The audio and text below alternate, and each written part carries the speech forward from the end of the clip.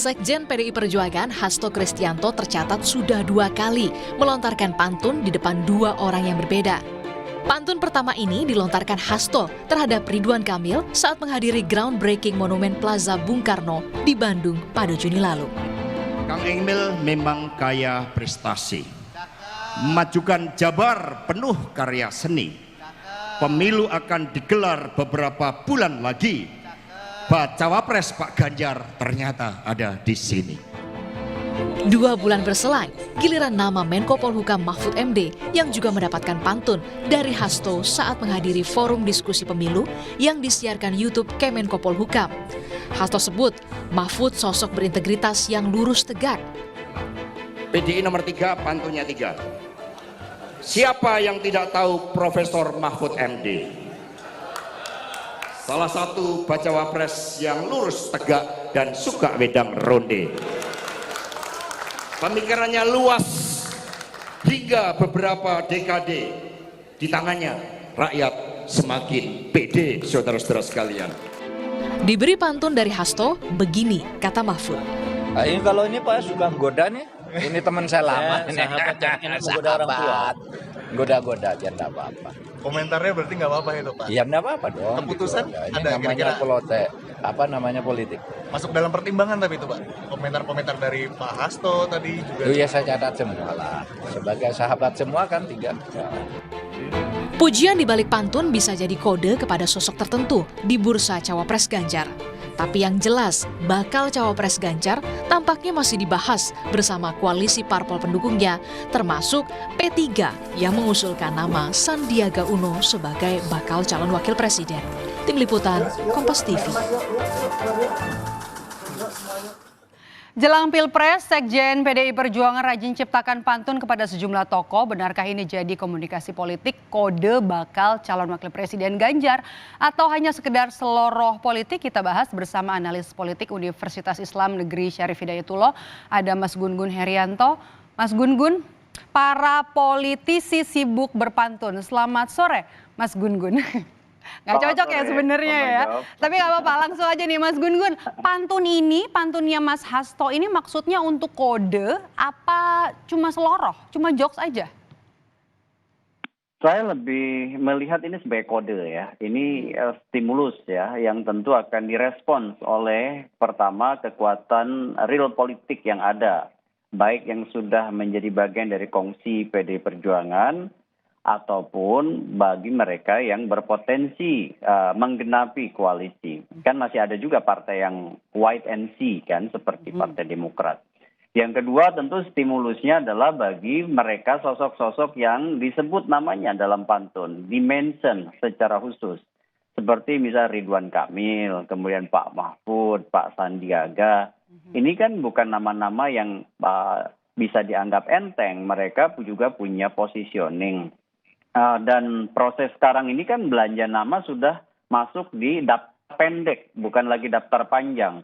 Jadi tidak ada satu pernyataan, apalagi sekelas sekjen, yang tanpa intensi untuk memengaruhi lingkungan politik, meskipun dikemas dengan pantun, dikemas dengan... Mas Gun-Gun, tapi pantunnya cuma buat 3 nama doang nih. Apa maksudnya? Apa ini sinyal cuma ada 3 nama yang masuk dalam bursa capres dari Ganjar?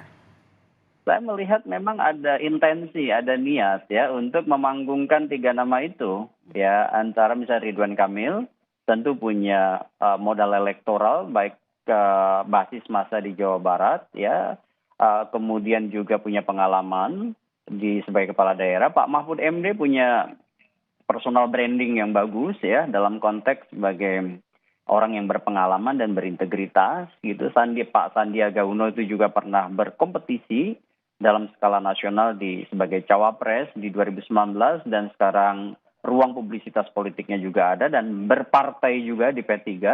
Jadi menurut saya ini sedang memainkan 3 persuasi kekuatan real politik yang kemudian berkongsi sekaligus ini juga menjadi bisa semacam uji reaksi ke publik ya. Kenapa? Karena terbukti bahwa hari ini kita membahas dan kemudian nanti akan ada guliran opini publik, nanti siapa yang kemudian mendapatkan sentimen positif, tentu ini diukur Oke. juga oleh Berarti ini salah PDI satu strategi Perjuangan. yang digunakan oleh parpol pendukung Ganjar ya, PDI Perjuangan utamanya.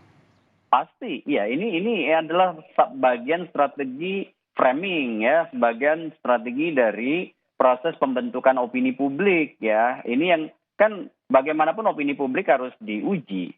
Uji itu apa lewat reaksi. Reaksi yang kemudian terlihat di mana? Tentu di media massa dan media sosial, dan nanti gulirannya itu tentu akan dibaca. Bandulnya menguatkan atau justru komentar-komentarnya misalnya datar atau justru tidak kemudian menjadi insentif elektoral.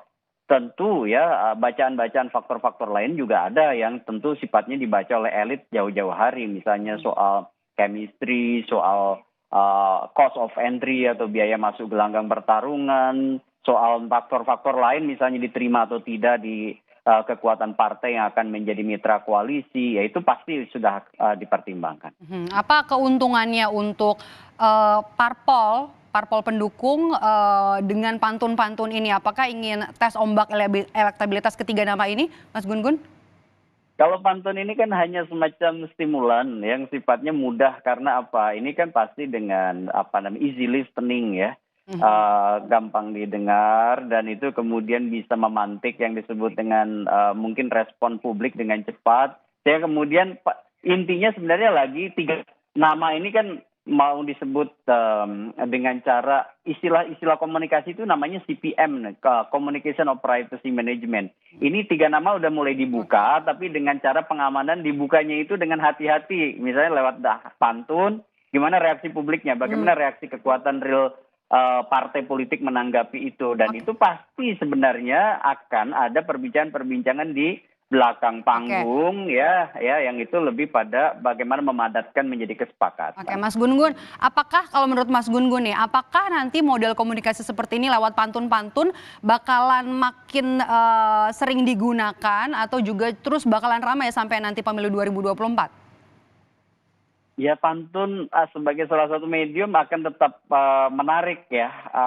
Kenapa? Karena ini kan mungkin dalam konteks komunikasi bisa jadi prolog, bisa jadi stimulan, dan apakah akan makin ramai menjelang 2024? Ya bisa saja ya.